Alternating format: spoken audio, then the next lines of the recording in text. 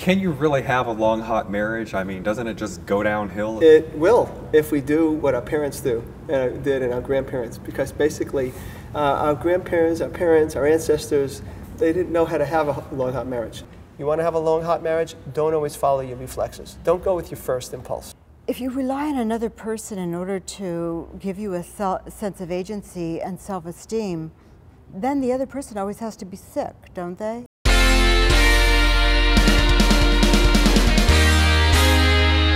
With the divorce rate as high as it is it really possible to have a long, hot marriage or a long, hot relationship of any kind?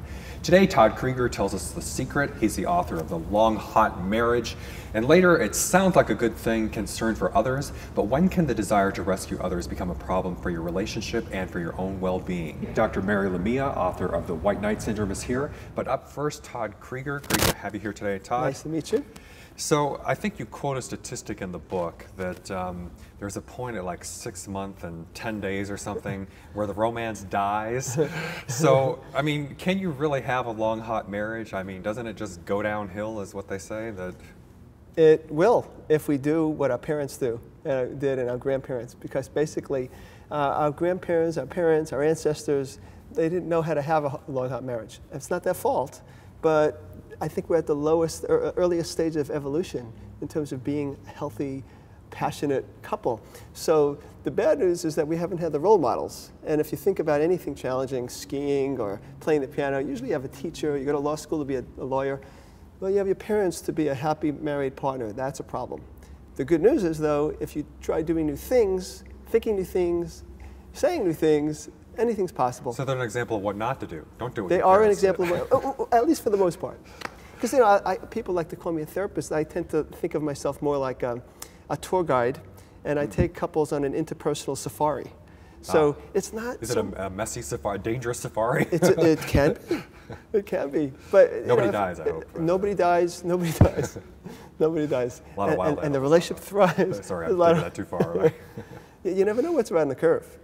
Yeah, and that's part of the thing, is that we're really thinking that relationships should be safe. And the bottom line is, if you think of anything that you've been successful at, I'm sure in your life, it took some risk. And so Indeed. It's no difference with marriage. See, we've seen our parents and grandparents try to be comfortable. We all slip into our comfort zone. And so we all slip into our comfort zone, and the marriages don't work, and we think it's because marriages can't work. Oh, we can't have passion and marriage at the same time. The thing is that it's about being willing to be uncomfortable at times. Take a risk. I do want to mention, I don't often go into everybody's personal life, but you are married and have been married how long? 25 years. 25 years. 25 okay. and a half now.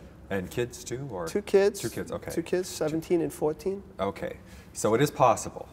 It is possible, and we do practice it. I'm not saying, you know, we're perfect, and we have our own challenges, and I think of myself as a work in progress as well as all my clients. Well, you kind of use yourself as an example a few times in the book. I do. Maybe your wife says, honey, that's material for the next book. I think so. You better go read your book, honey. Yeah. She does sometimes. She'll say, hey, page 17, Todd. No, let's go. But yeah, that's a problem when you write the marriage manual. You know, it is. High expectations. Yeah. So what are the common things that people do, well, wrong, that let's say, sabotage a happy relationship? Well, I think one of the things is, and I've been talking a lot about this in my blog, is that a lot of men, for example, we don't know what the real meaning of masculinity is. And I really think that one of the simplest definitions of masculinity is anything that evokes femininity in the woman is masculine. Now, what's femininity? Well, the woman has trust. When suddenly she feels like she could trust herself with you and open her heart to you, that to me resembles being feminine. So a lot of things that men do that we think of as masculine actually do the opposite. You know, it's such as? I was just talking to somebody recently about a couple I have where the woman was just frazzled. She's doing this, trying to take care of the kids, and then the dog puked on the stairway. No. And not a good situation. So she called out, let's say his name's John. John, could you come and help me? You know, the dog puked. Didn't come, and then the son, the 16-year-old son, came by and says, Dad wanted me to give you a message. He's not coming. He's busy watching football it just happened at the football playoffs. They're watching football with their friends. So what was going on? He didn't want to look like he was being controlled by his wife in front of him. He didn't want to look, he wanted to look macho. But in essence, she was feeling overwhelmed And if he came to help her wipe up the puke of the dog, it would have been one less thing for her to do. And in this world, women, I think, are overwhelmed. A lot of women are overwhelmed. You know, they're working. They're really doing a lot of masculine things, a lot of male things. They're out there making things happen. Well, we're talking about white knights in the next segment, but it sounds like he wasn't being a white knight in that case. He was not being a white knight, and he would have scored points.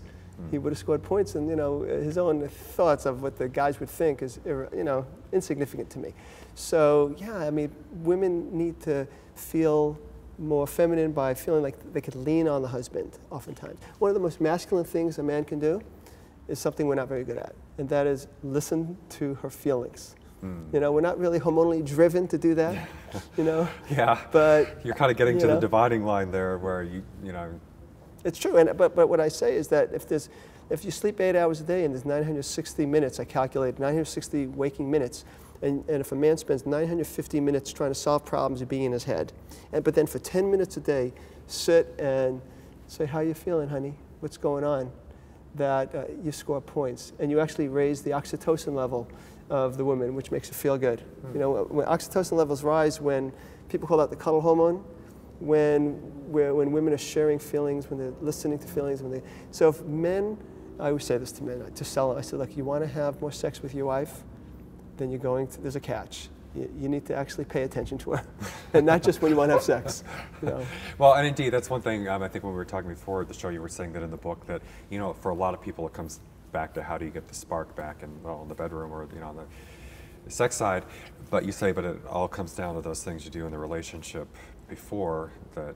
Yeah, well, my book, The Long Hot Marriage, there's 3 sections, and the third is about sex. The first 2, I don't even know if I mentioned the word sex. It's really about how we think, and it's about what we do, and it's, you know, foreplay for women is being kind to her in the morning and saying, I hope you have a nice day, and give her a nice gentle kiss on the way out the door. See, that's news for guys right there. It is. I mean, we have to realize that what we're doing isn't working. I'm not just saying it's the man that has to do some work. Women have their own share of things to pay attention to, but there are things that we typically don't do that if we did those things, it can make a huge difference. Well, one thing that stood out at me, partly because of another show we've done recently on and in some ways a very different topic, was, but you say, you know, think of your partner, if I'm trying to phrase this correctly, that as you want them to be. Instead, you know, if you think your wife's always nagging you or something, you know, think of her in a more positive way, because then you start to treat her a certain way, and then she starts to react to it. Wow, you really read it. Yeah, I actually did read it. But it also reminds me, though, I was telling Mary Buffett when we taped a show with her, she wrote a book, Warren Buffett's Management Secrets, and one of his secrets for success in business was that, you know, you give people a good reputation so that they'll live up to it, or you know, the way you want them to be, and then they'll feel like, you know, like he would ask employees what he should expect of them, and then they would set the standard really high. Yes. And so then to like please him or keep, or you know what I mean, or just to live up to that reputation. Right. So you should kind of give your spouse a good reputation instead of knocking them. It's great. Yeah, but I thought it was very interesting. Like I said, that came from the business world, but you're saying the same kind of thing. I do my main thing is the marriage and sex therapy, but I do business consulting, and when I do that, I do work with owners to, you know, like I've said, people say, oh, this guy's such a loser. I said, well, you better change your mentality if you don't want to spend the money of having to hire someone new. If you really want this person to achieve what you want him to achieve, see him as an achiever that maybe hasn't hit stride yet, as opposed to, you know, he's some kind of loser. So yeah, with our partners, you know, the example I like to give is if I see my partner as a person who never listens to me, I'm going to go up to her with the expectation you're not going to listen to me. There'll probably be an edge in my voice. I'm going to probably say things in a way that's going to make you want to do anything but listen to me. Defend yourself. As soon as you tell them you never listen, they're going to listen. You never listen. You never. But even the eyes, you know, even the way if I look at you, before I say it, I go, okay, my partner has never listened to me in our marriage, in our whole marital life, but you know what? I'm going to use my imagination to see my partner as someone who listens to me. And I know that sounds kind of crazy in a way, but from what we're talking about, you could see, if I imagine you as a listener, I actually might soften, I might see you as an ally, not as an enemy, and I might say it totally different in a way that will bring something out of you differently, your desire to listen to me. And so we do need to not be passive with the way we think about our partner. That's where it all begins. We'll be right back with Todd Creager.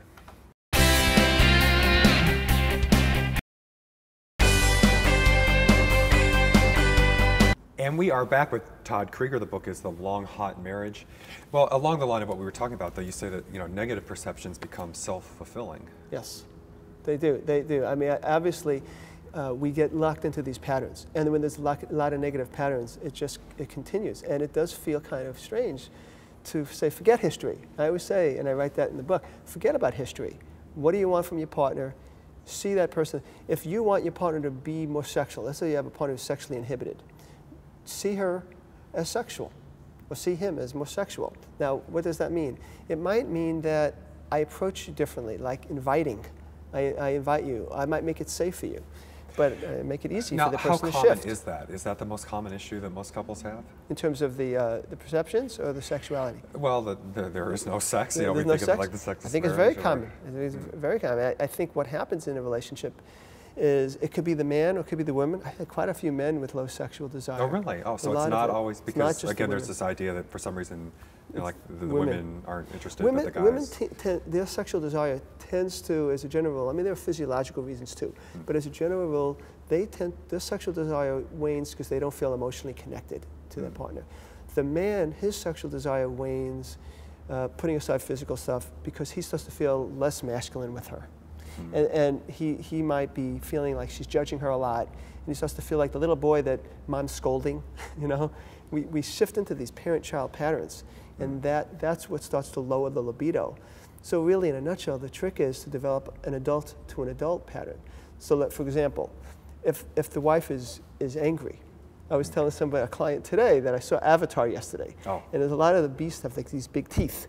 And and what happens? The star of the movie, the Avatar, has to stare down the person with the big teeth and deal with it, and eventually it connects. I don't want to ruin the whole movie, but it connects his tail. He has a tail. Oh yeah.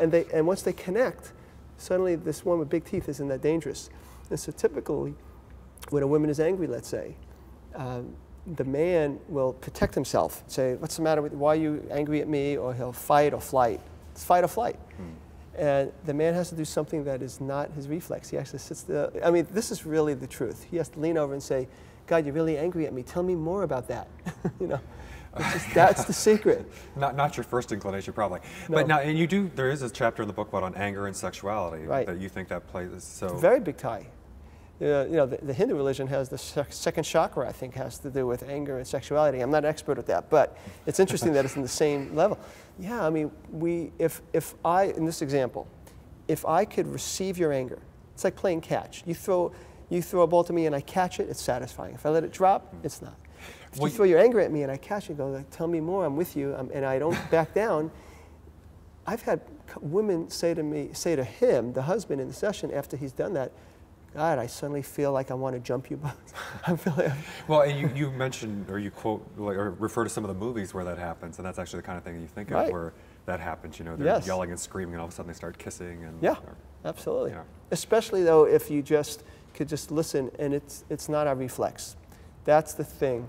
You want to have a long, hot marriage, don't always follow your reflexes. Don't go with your first impulse. That's going to be the fight or flight. Go with your second, which is keep your heart open and stay connected. Well, and along the line of listening and communicating, as you say a lot of people talk at each other, but not to each other, or they're not listening. They're just using the partner as a sounding board. Yeah. The agenda there isn't to connect. The agenda is either to reduce tension in my body, or to prove I'm right, or defend. So I always say clean communication is the only intention is to open myself up to you and let you know what I'm experiencing. So that, for example, the woman isn't going to say to the man, you're just a terrible partner. That is not going to bring out his good stuff. But you could say, I'm angry at you right now. I'm angry at you. I want to have a relationship with you, but I feel unimportant to you. And hopefully the husband will not do his fight or flight. And so you could take any negative situation and connect, and suddenly it softens. On my website, I say I've had people ready to lunge at each other and then walk out hand in hand or arm in arm. And that happens, but we can't go with that reflex to shut down, fight or flight. Well, since, in any long-term relationship, or actually even short-term relationship, I guess these days, you think of the idea of pain, which you talk about in the book. How do you deal with that in a marriage, and how do you know that it's not time to get a divorce or find somebody else? Or, good question. Why should you stick with it? I think most people, when they're talking about divorce, they're in pain. They are not feeling. I always say, if you're feeling good, and then you say to your partner, you know, I want a divorce, it might really be the time to get divorced. But when you're in pain and you split, well, you haven't tried some of these things, that you haven't learned to connect in pain. Pain's inevitable. So for some couples, they may learn to connect and not be like two children fighting, like you say, you know, bickering back and forth or talking at each other.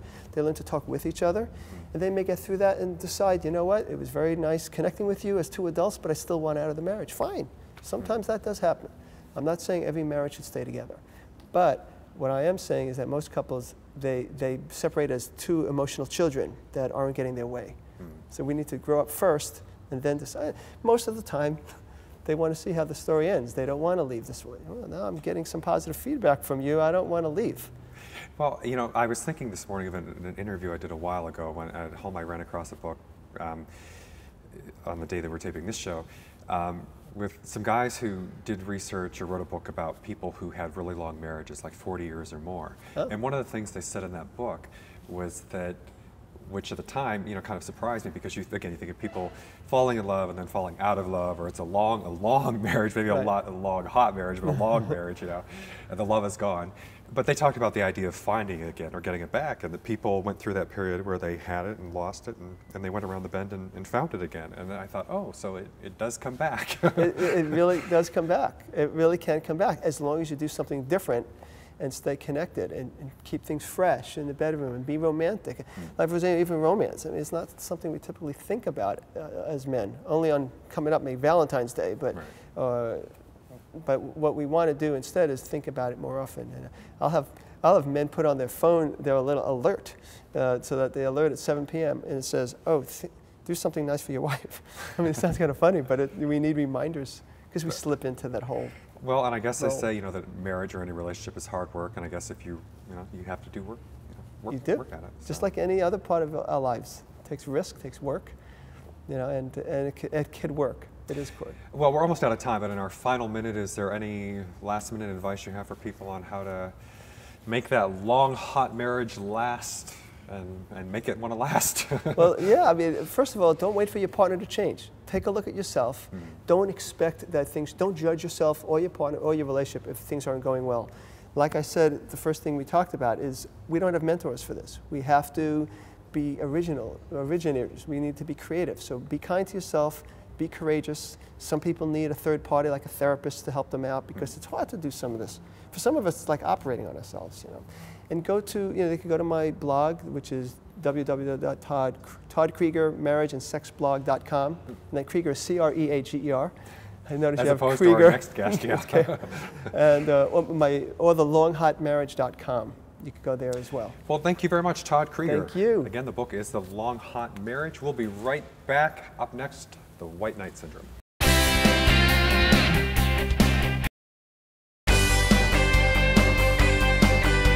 And we are back with Dr. Mary Laimia. She is author of The White Knight Syndrome, along with Dr. Marilyn Creager. Great to have you here today. Great to be here.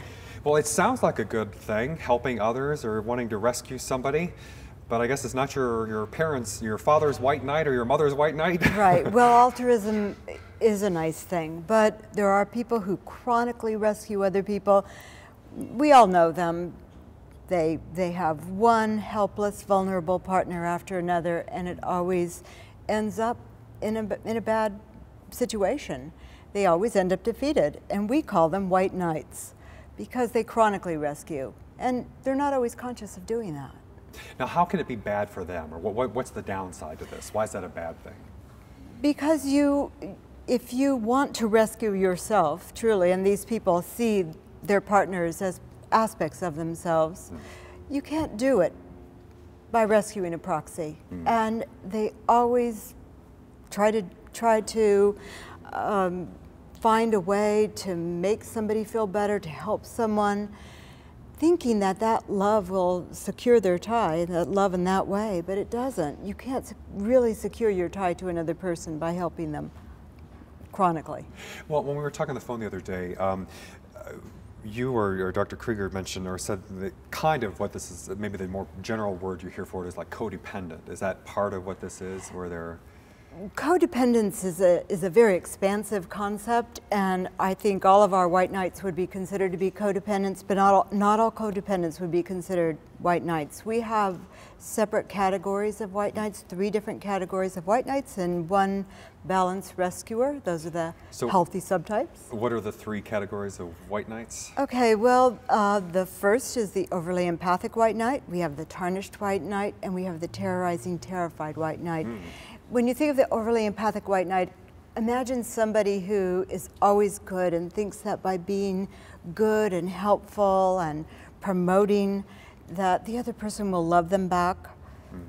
And sometimes it works for a little while. It's a way to think that you're going to get what you want or what you need by giving it to another person. That doesn't work. The tarnished white knight is a person who is very vulnerable inside and has difficulty with his or her ego ideals, we call them, with the ideals that they strive for. And so they always feel as though they're not living up to their ideals. And when you don't live up to your ideals, you feel shame. The overly empathic white knight, in contrast, always feels that he or she cannot live up to the conscience. If you can't live up to your conscience, you feel guilty. So that's the contrast between the 2. The terrorizing, terrified white knight are those people who are very, very controlling because they're terrified of abandonment. But then you say terrified, terrorizing, so they also terrorize? They terrorize because they're terrified, yes, they do terrorize. How do they terrorize the process? They terrorize by controlling behavior. Have you ever known a person who seems as though they don't give any space to their partner to have friends outside or relationships, and they're aggressive, sometimes abusive. It's almost like jealous or possessive or something? Jealous and possessive, and they control in that way too. And terrorizing, terrified white knights might look like they're really saving their partner, but really they're controlling their partners. Well, and indeed, you say that sometimes it's even hard in the relationship. You may go into it thinking one person's the white knight, but then you find out that, you know, who's the rescuer and who's the rescued. Sometimes it's hard to tell which is... Sometimes that's true, and we define the white knight by the person who is the rescuer in the relationship at that time. And it's over time as well. But it is true that sometimes the white knight is disguised. The person who looks as though they're rescuing may really be the rescued. That's sometimes the case. Now, what about the balanced, healthy? We have a balanced rescuer because not all rescuing is bad. When it promotes a partner's well-being and just is supportive and encouraging, and it's not to control, and it's not to get something back, and it's not to maintain your tie to them, then it's balanced. There's reciprocity in those relationships. There's a give and take. It's a really different situation than somebody who is the rescuer and somebody who's the rescued. Now, I know one of the types or subtypes that you mentioned, though, was like the exotically unstable. Yes. A lot of people like the description we have of a rescued partner who is the exotically unstable partner. These are very sexual, dramatic partners who engage the white knight and pull you in, but then this dramatic behavior becomes almost abusive in some ways. Did you see The Last Station? No. I just saw that, actually finished watching it last night, where the Countess Tolstoy is, Tolstoy's quote was, "We live in the country, but you turn the house into an opera house." There you go. You know, okay. He said you don't need a husband, you need a Greek chorus. That's right. Yes. Exotically unstable partners are very seductive, and they need attention. And they pull in a person because, of course, they need attention from you. But as soon as they get your attention, they need attention from various other people as well. And that's devastating to a person in the relationship with them. Now, sometimes you say there can be temporary white knights where it's not necessarily, it's not that this person really has serious issues, but something happens in the ups and downs of life that kind of temporarily throws them into that Can you tell us more about it? Let's say someone has a serious illness and they get into a relationship with a person who is inclined to rescue, and rescues them and pulls them through, helps them, supports them, and then the person is better and it doesn't work anymore. Or in a situation where somebody is a white knight and then eventually the relationship could become a supportive one, a more balanced one, that happens too. So how do you get out of this if you're not, let's say if it's not temporary, you're a permanent white knight, or have that history? What are some things that you do to kick the habit? Kick the habit. Well, we note two major things that people have to do, and one has to do with self-esteem. And the concept of self-esteem has become so trite, but it's very important for people to think about. Self-esteem could be too high or it could be too low. There's an optimal level of self-esteem that people have to achieve. So your cognitive and emotional beliefs about yourself are something you need to look at, to step back, gain perspective and say, what do I really think about myself? Who am I really? And am I overinflating my worth? Or am I underinflating it? Do I rely on other people for my self-worth? That's something important to look at. The other thing we want people to look at is a sense of agency. Your power in the world, your ability to take responsibility for situations. Who you are, just your sense of power. And some people feel really, really powerless, and it helps to help somebody else. It makes you feel like you have power. A lot of psychologists get into that trouble. Oh, but they become white knights. They become white knights. And if you rely on another person in order to give you a sense of agency and self-esteem, then the other person always has to be sick, don't they? And weak and vulnerable. Every rescuer needs a victim. Every rescuer does need a victim, and it's an unfortunate situation because the white knight finds a way to keep their partner down. Maybe not directly, maybe not maliciously, but they do. Thank you very much, Dr. Mary Laimia. The book is The White Knight Syndrome. I'd also like to thank Todd Creager, author of The Long Hot Marriage. Thanks everybody for watching. We'll see you next time.